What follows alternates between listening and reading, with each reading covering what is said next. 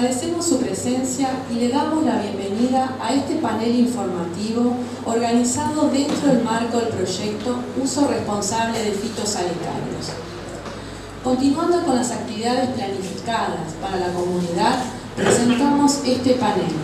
El objetivo del mismo es acercarles información sobre uso de fitosanitarios desde distintas miradas. Las próximas actividades propuestas son una jornada de actualización técnica para profesionales y una jornada de experiencias locales sobre producciones agroecológicas. Para este panel, hoy convocamos a referentes en el tema. El ingeniero Eduardo Leguizamón, quien será su moderador, y a los disertantes, la doctora Silvia Martínez y los ingenieros Luis Carrancio y Jorge Frama. El señor Eduardo Sixto Leguizamón dará comienzo al panel, pero antes presentaremos su currículum. El señor Eduardo Sixto Leguizamón egresó en 1972 en la Universidad Nacional de Cuyo como ingeniero agrónomo. Obtuvo su grado doctoral en la Universidad Nacional de Rosario, luego de haber diseñado el proyecto de tesis en la School of Life Science, Universidad de Reading, Inglaterra, bajo la supervisión del Dr. Fred Williams. Fue investigador en la sección Malezas y jefe del Departamento de Agronomía en la Estación Experimental Agropecuaria INTA Oliveros, desde 1976 a 1982, cuando se hizo cargo en la Universidad Nacional de Rosario de un novel grupo al que contribuyó a formar y a ampliar, como profesor titular ordinario, dedicación exclusiva. Ha sido jurado y ha dirigido tesis de maestría y doctorado. Ha publicado más de 40 artículos científicos en revistas nacionales e internacionales y ha realizado más de 70 presentaciones en congresos y reuniones científicas en el país y en el exterior. Ha formado parte de la carrera de investigador del CONICET desde 1982 hasta 2014. Ha desempeñado tareas de gestión, investigación, divulgación, extensión y de consultorías en universidades y organismos nacionales como el INTA y SENASA, e internacionales como Investigación Internacional en Horticultura, Comunidad de Agricultura de Burox en Inglaterra, en la Universidad del Estado de San Pablo en Brasil, en el Laboratorio de Suelos USDA, Minnesota, en Estados Unidos, y en el Instituto de Ciencias Agronómicas en España. Obtuvo becas y estancias otorgadas por CONICET, por la British Crop Protection Council, Comisión Fulbright y Ministerio de Ciencia y Tecnología de España. Es coeditor de la obra Malezas e Invasoras de la Argentina, de 3 tomos, y autor de varios capítulos. Con ustedes, el doctor Eduardo Sixto Leguizamón. Solemos no cumplir con los horarios, así que ya asumo la culpa por no cumplir. Así que esperemos que todo lo que vamos a exponer aquí, que está hecho con la máxima objetividad posible dentro de lo que uno es un sujeto, permita esclarecer todo este tema tan complejo que es el de los agroquímicos. Así que lo hacemos de la mejor forma, y la forma de exponerlo va a ser que cada una de las exposiciones va a ser completamente hecha, y recién después al final vamos a hacer el debate de preguntas. Así que a medida que vayan sucediéndose las presentaciones, yo les pido que vayan tomando nota, vayan anotando, y cosa que después podamos discutirlas y debatirlas de la mejor forma. Entonces este tema de los agroquímicos está muy relacionado con la agricultura, que es una cosa que generalmente está olvidada y que tiene una gran riqueza, pues cada sociedad tiene que ver con la agricultura. La agricultura empieza hace 11.000 años aquí en la medialuna de las tierras fértiles, entre Tigris y el Éufrates, sobre el valle del Nilo en Egipto, y realmente es ahí donde empieza la selección de plantas que eran útiles para el consumo humano en un único lugar. Las personas venían alimentándose de plantas que las cosechaban donde las encontraban, y acá se dan cuenta que si las siembran en un lugar es probable que se puedan quedar allí, y entonces se arman las sociedades tal cual tenemos hoy, donde hay un pueblo, un templo, una escuela, alguien que vende cosas. Y eso es una cosa que por ahí la perdemos de vista. De manera que yo quiero insistir en que la base de todo de esta gran movida que hay es la agricultura, que no los agroquímicos, es muchísimo más importante. Bien, la selección de plantas aptas para el consumo empieza primero con las que tienen raíces y rizomas y todo, propagación, digamos, más fácil que sembrar semillas. Bien. Por ejemplo, el trigo y la cebada tiene 8.000 años de selección en el Medio Oriente, el mijo y el arroz 5.500 años, las legumbres a 6.000 años antes de Cristo en Macedonia, el lino textil en el Neolítico temprano, y desde allí entonces hay toda una transición gradual de la caza y recolección a cultivos estables, es decir, dejan de ser nómades y se transforman en sedentarios, y nacen ciudades como esta en el Valle del Nilo, donde hay personas como lo podrían ver hoy aquí, no solo hay soja, sino que hay trigo, hay hortalizas, hay palmeras, hay organismos, digamos, formas de recolectar la semilla con pequeños hilos, hay personas que están trillando allí con los animales. Y esto podría ser otra hermosa figura de lo que es Asiria, 3.500 años, 4.500 años de Cristo, donde tenemos entonces bueno, personas que están trillando de nuevo, están cultivando, hay un herrero allí, etcétera, un templo que es el Sigurat, etcétera. O sea, esto es la gran riqueza que ha impresionado a toda la sociedad occidental y oriental la agricultura. Ya el agro romano también es un ejemplo de donde la gente se convoca, habla, intercambia productos y realmente crea conocimiento y tradición que la toman los romanos y la extienden por toda Europa. Esto ya es un cuadro de la Edad Media, donde el cultivo principal de Europa es el trigo, donde hay mucha gente trabajando allí. Y en el caso de América, el mejor ejemplo de ecosistemas occidentales es la milpa maya, que implicaba deforestar en parte la selva. Los suelos son muy poco fértiles en Mesoamérica, entonces todas las cenizas de la parte de la brosa quemada se transformaba en fertilidad para los maíces que se sembraban después. Este es el sistema documentado más sustentable del mundo. Bien, y ya en lo que nos toca a nosotros, ya cosas más conocidas quizás por ustedes, todo el país se ha hecho en base a la inmigración, como es este pueblo y tantos otros del área pampeana, y digamos todo este progreso y enorme consolidación del país basado en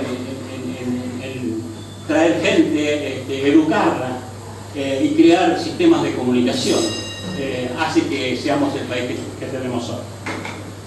Y bueno, para ilustrar un poco la agricultura final que tenemos esta portentosa generación de conocimiento en tecnologías para producir todos los cereales y todas las oleaginosas, con grandes maquinarias, con gran uso de fertilizantes, agroquímicos, etc. Si ustedes ven este gráfico, ven que, por ejemplo, la producción de maíz hasta el año 1940 era prácticamente estable, y ahora estamos en los últimos 50 o 80 años con niveles de rendimiento tremendamente superiores a los que teníamos en 100 años o 150 años atrás.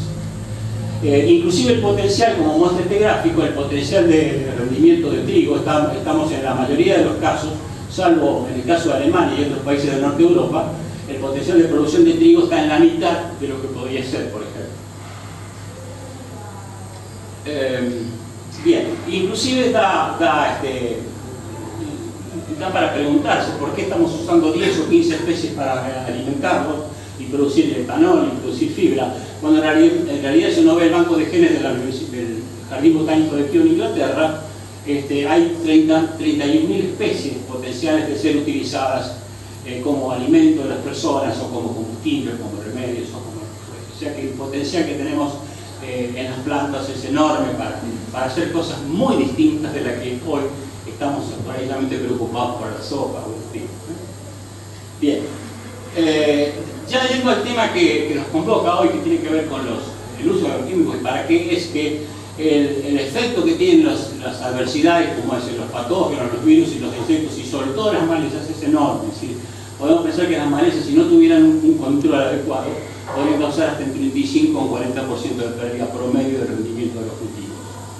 Y eso ha sido el motivo de todas las medidas de control que ha ocurrido en los últimos digamos, desde que inicia la agricultura, que empezó alguien arrancando las plantas con la azada, hasta hoy que pasa con la pulverizadora a tratar de que la maleza no tenga su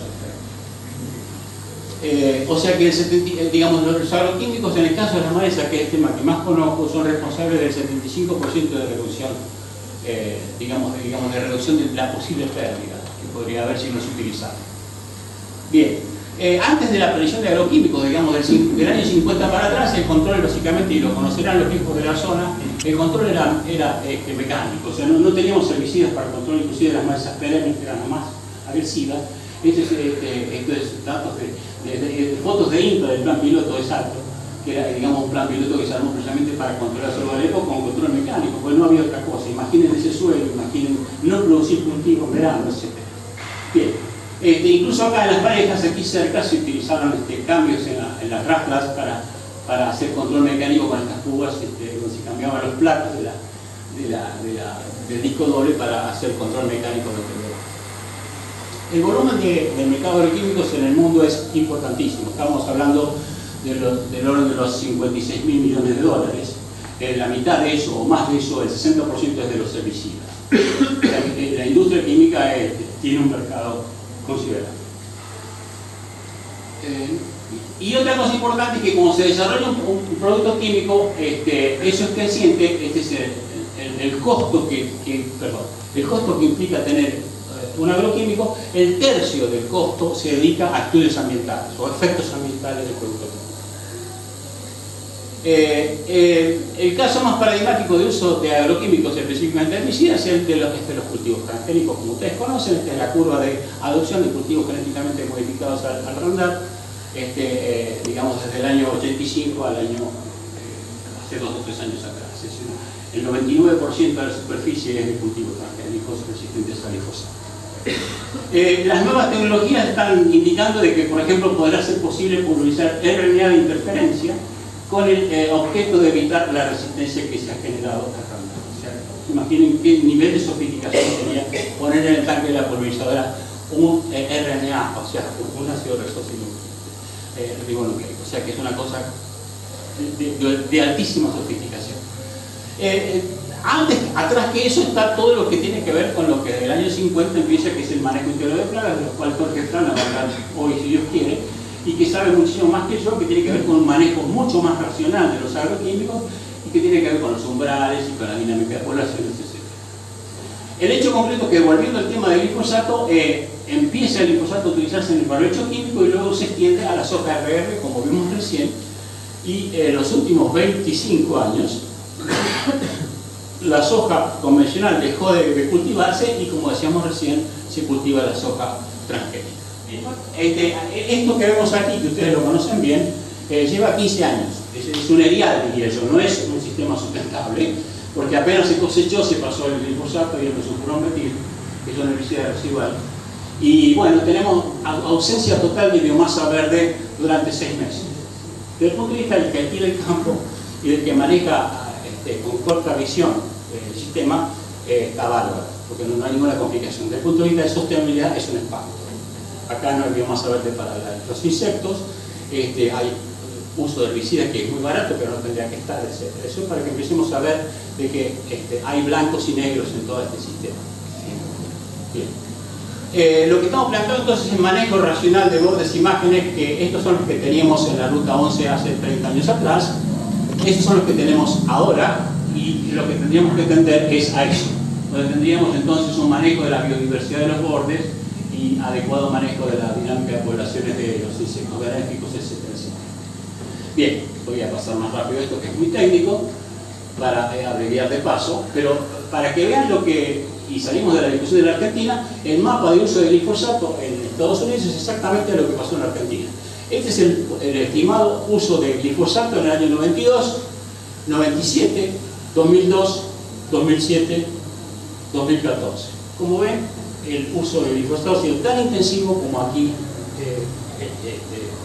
en Estados Unidos. Y lo que pasó aquí con eso es lo mismo que pasa en otros lugares del mundo, que se había previsto, es que hay cambios en la flora, aparecen actores nuevos, como pasó con la convenina, la palitaria, ahora tenemos otras, como esta donatera, que es la flor de la oración, y después de esquema de cambio de flora, vino lo peor, que es la resistencia. Este es el caso del primer lugar por Cornejo en Salta, donde tenemos este espanto de maleza que tolera al herbicida glifosato.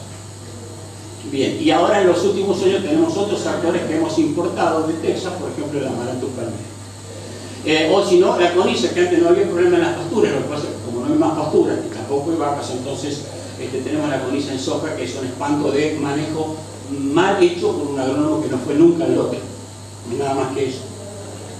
Bien, las consecuencias entonces a nivel de glifosato es que, fíjense la cantidad de especies que hay, no a nuestra, a todos los servicios en el mundo. Ya tenemos casi 500 especies resistentes en el mundo. Y eso tiene implicancias a nivel de costos. El aumento de costos de un sistema convencional donde hay malezas sencillas a un sistema donde tenemos yugo colorado, rama negra y sorbeto. El uso de glifosato en Estados Unidos, para salirnos de nuevo del escenario actual, que tenemos muy pocas estadísticas, es como ven, sigue la curva ascendente de uso por los problemas de malezas crecientes. Hay una selección al sistema. Y con un índice de impacto ambiental que lo tienen allí arriba, que en el caso del glifosato es 15, con lo cual tienen esta curva de uso, y como ven al final, hay más cantidad de glifosato que se utiliza y otros herbicidas que también se utilizan para solucionar, entre comillas, el problema. Con lo cual entonces aparece el uso en los últimos años de herbicidas que tienen mucho más impacto ambiental, como es metolaclor, o como flumioxazin, o como tantos otros.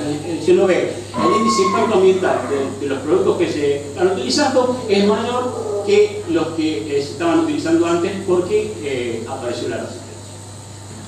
Bien, todos los productos químicos son venenosos, todos son venenosos, y además hay que publicitarlos y usarlos como corresponde. Y no es lo mismo peligro que riesgo. Es peligroso conducir un auto, pero es riesgoso conducir un auto hablando con el celular. Así de sencillo. Entonces no confundamos melones con zapatos. Una cosa es peligro y otra cosa es riesgo. Pulverizar un agroquímico es peligroso, pero pulverizar un agroquímico sin usar la protección es peligroso. Bien. En Estados Unidos y en Europa, hay control absoluto del medio ambiente y del uso. Y todas estas agencias publican en sus páginas web cuáles son los niveles que corresponden, cuáles son la utilización que corresponde en su momento, y entonces vamos a ver ahora los niveles que se requieren. Por ejemplo, en Estados Unidos se viene estudiando el efecto en los ríos de la atracina desde hace 20 años. Y hay atracina en ríos. Lo que pasa es que los niveles no corresponden a lo que las propias agencias de investigación están diciendo que tiene que haber. El Randam se viene investigando en los suelos y ríos de Estados Unidos. Ahí ven el número de muestras, 3.700 muestras en los últimos 5 años, y donde dicen que, bueno, que hay tal nivel o corresponde que haya tal otro. O sea que hay estudios ambientales en todo el mundo que están monitoreando muchísimo más que acá de lo que está ocurriendo. Inclusive, ¿qué es lo que le pasa a los que están en la pulverización? ¿Cuál es el nivel de residuos que están en los alimentos? ¿Cuánto es el nivel que tiene que haber? Ahí tiene el número de muestras que toma la Agencia de Protección Ambiental de los Estados Unidos y de Europa. Estamos hablando ahí de 75.000 muestras. A ver, perdón. Vinimos a escuchar al ingeniero, por favor. Bájenlo, después, cuando terminemos, quieren hacer el acto que quieran, ningún problema. Aprovechemos de escucharnos todos. Así escuchamos todo. La gente que vino a escuchar una disertación y no ver un cartel o... Sí, si quieren hacer algún comentario después al final, quieran necesitar. No, que decir si después podemos charlar. Podemos charlar. No vinimos para esto. Vinimos para escuchar, en este caso la gente vino a escuchar al ingeniero y los otros 3 panelistas.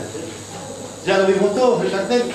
Si quieren quedarse con todo gusto, pero prestando atención a las cosas. Se queden, así podemos charlar. Pero quédense, no es.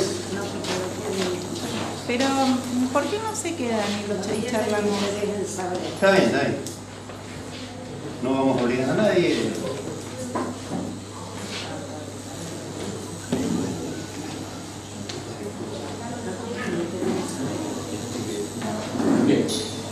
vamos a terminar. Entonces, después de esta interrupción, disculpe. No, está bien.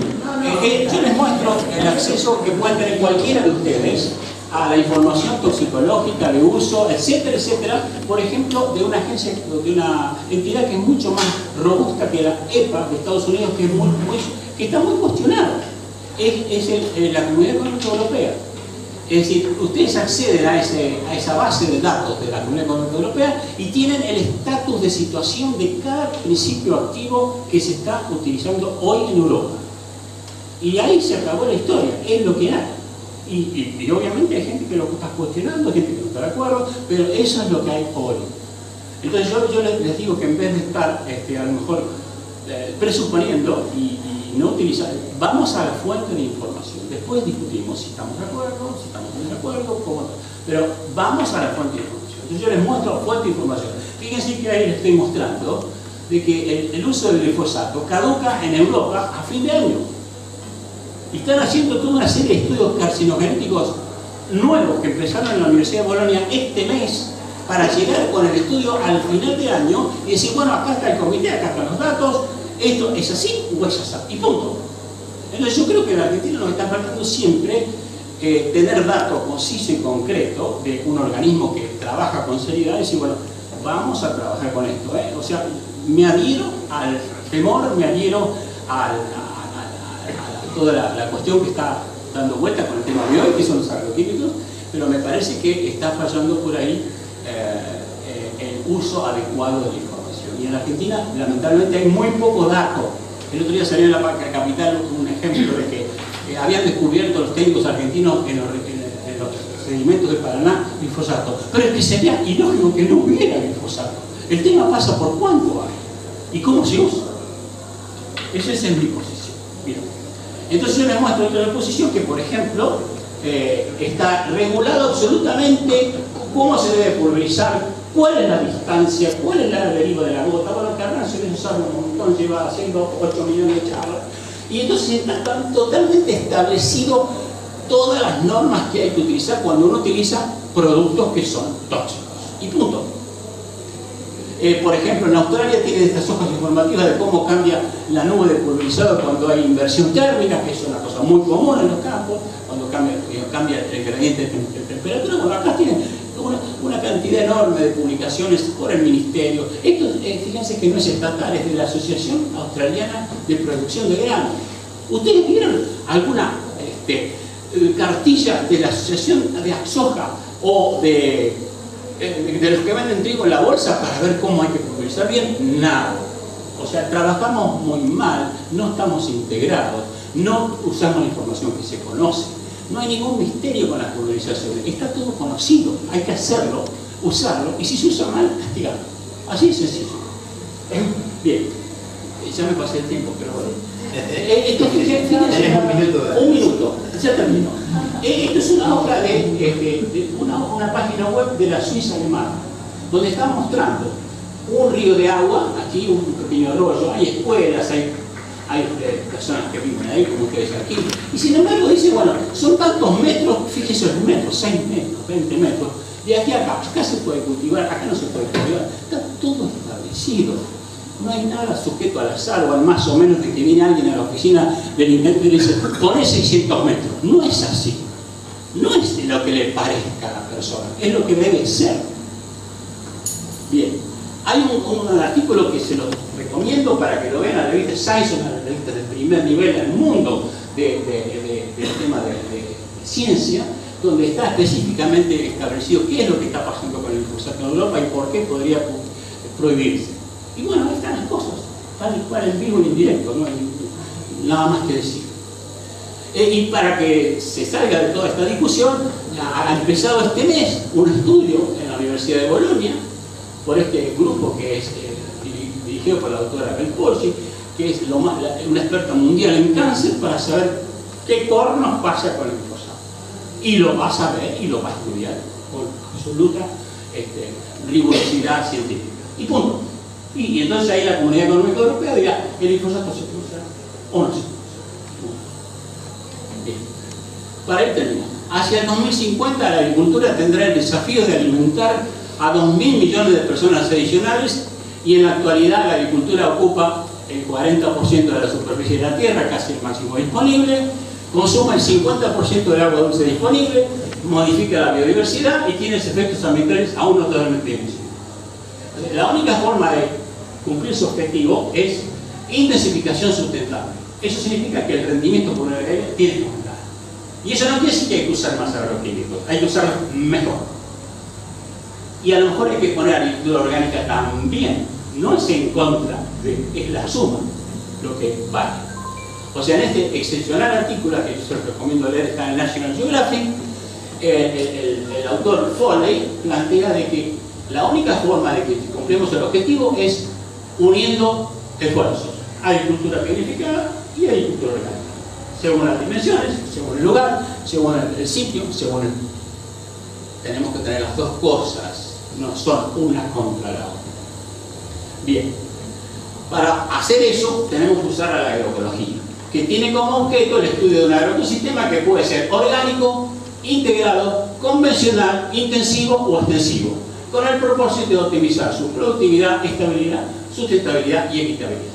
Y su objeto, como su escala de estudio, abarca toda la gama organizacional, del gen hasta el paisaje, y en el espacio, del lote hasta la región. Agricultura orgánica no es agroecología, agroecología es todo. Eso para que algunos a lo mejor están escuchando mensajes cambiados de algunos interesados.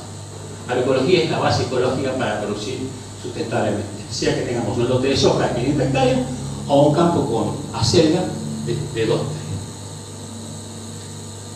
Bien. Y hay ejemplos, que ustedes lo habrán visto en el otro lado. Este es un ejemplo publicado en la página web del INTA, donde tenemos un establecimiento en Benito Juárez, en Buenos Aires, totalmente orgánico, que tiene agricultura y ganadería, o el caso de las 2 hermanas en Arias, en Córdoba, que tienen 4.500 hectáreas de producción de pasto, de cereales y de hacienda en forma totalmente orgánica. Para que vean que hay, logró produciendo millones de hectáreas con todos los agroquímicos y toda la parafernalia, y también en Arias, en Córdoba, haciendo agricultura orgánica. Bien, tengo más, pero me excedió el tiempo y me disculpan.